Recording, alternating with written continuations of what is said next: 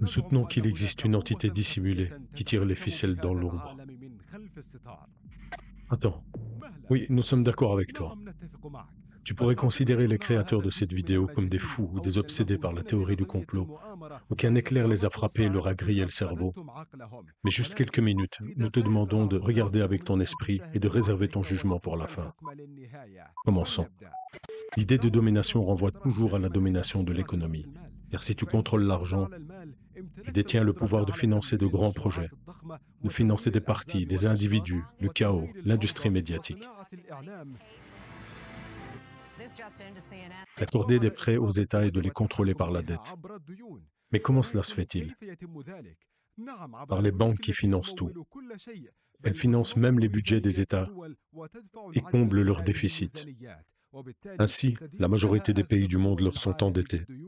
Et le pays le plus endetté au monde est aussi le plus riche. Les États-Unis d'Amérique.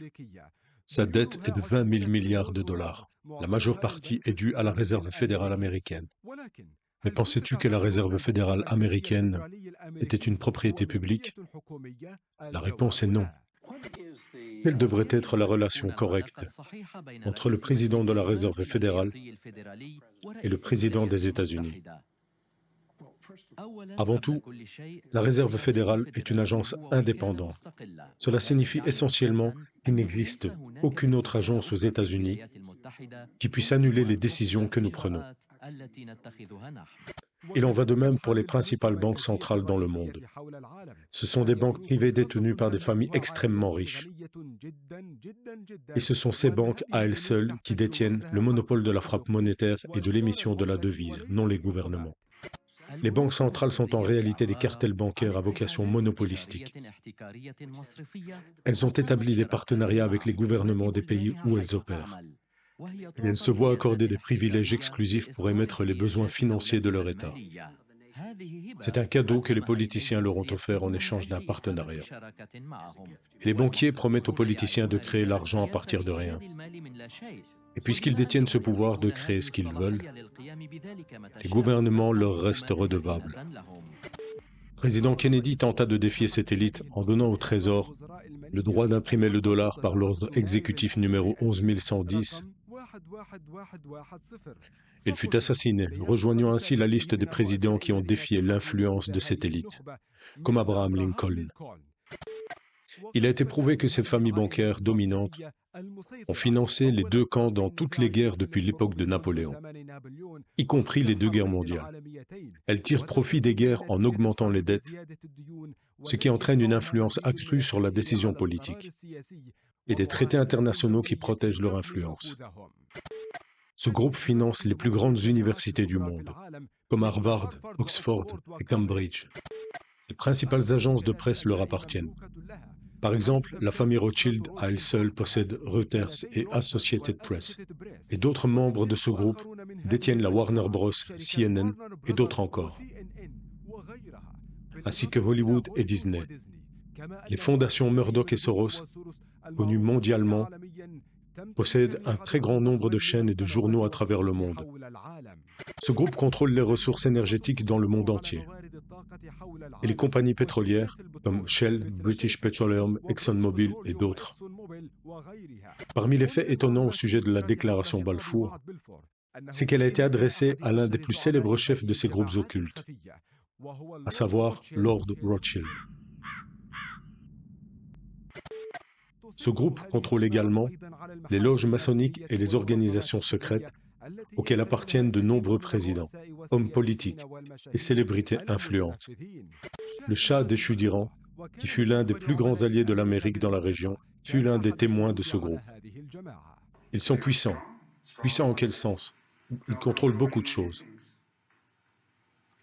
Contrôle? Quoi?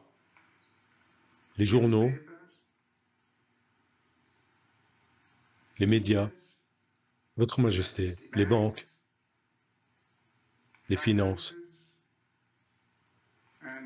Et je vais m'arrêter là. Attendez une seconde. Pensez-vous vraiment qu'une communauté juive aux États-Unis soit aussi puissante et que les médias reflètent leur vision sur notre politique? Oui. Ce groupe finance deux partis principaux aux États-Unis, au Royaume-Uni et ailleurs. Il finance les campagnes de tous les candidats aux élections par le biais de leur banque. C'est Aviv Nivo, le plus grand actionnaire de Time Warner. Il est en réalité citoyen israélien, mais aussi le principal actionnaire de Goldman Sachs. C'est une alliance tribale impie entre les médias et les banques criminelles sionistes. La triade du pouvoir, c'est les médias, la finance et la politique. Alors, à votre avis, qui a été le plus gros contributeur d'entreprise lors des élections présidentielles américaines de 2008 et 2012? Oui, c'est bien Goldman Sachs. Et pour conclure, voici le témoignage le plus choquant de l'éminent journaliste américain George Carlin. Les véritables propriétaires, ce sont les grandes fortunes et les intérêts économiques puissants qui contrôlent tout et prennent toutes les décisions importantes. Oublie les politiciens, ils sont sans importance. Les politiciens sont là pour te donner l'illusion que tu as la liberté du choix. Tu n'as aucun choix. Tu as des propriétaires. Ils te possèdent. Ils possèdent tout. Ils possèdent toutes les terres importantes. Ils possèdent et contrôlent les entreprises. Ils ont depuis longtemps acheté et payé le Sénat, le Congrès, les assemblées des États, les mairies. Ils ont les juges dans leurs poches. Ils possèdent toutes les grandes entreprises médiatiques. Donc ils contrôlent quasiment toutes les informations et actualités que tu entends. Ils dépensent des milliards de dollars chaque année pour obtenir ce qu'ils veulent. Est-ce que ça commence à s'éclaircir? Et pour confirmer l'idée, le contrôle du monde repose sur plusieurs axes principaux, dont le plus important est le contrôle financier, comme nous l'avons exposé. S'ils veulent, ils contrôlent les organisations secrètes, comme la franc-maçonnerie, les Illuminati, Skull and Bones et bien d'autres encore. Le contrôle politique des gouvernements, par le contrôle des responsables et des figures influentes, soit parce qu'ils sont membres de ces organisations secrètes, soit par le biais des dettes personnelles ou des salaires généreux qu'on leur accorde.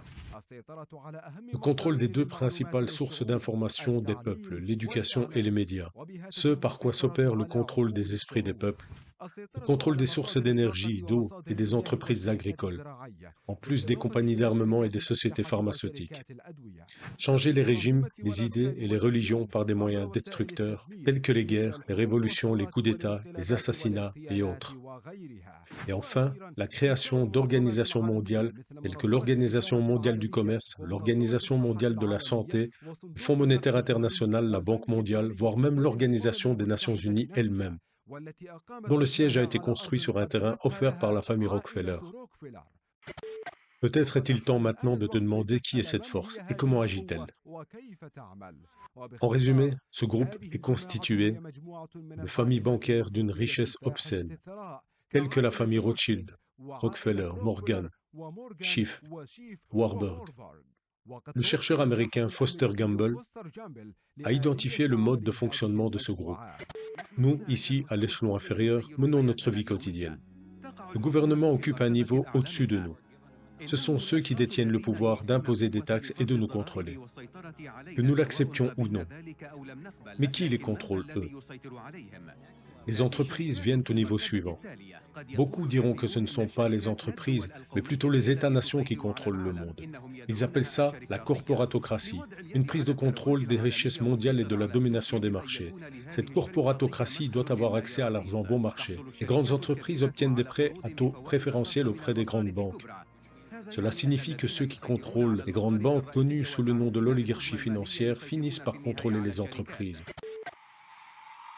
Notre temps est écoulé. À toi de juger. وقضينا إلى بني إسرائيل في الكتاب لتفسدن في الأرض مرتين ولتعلن علوا كبيرا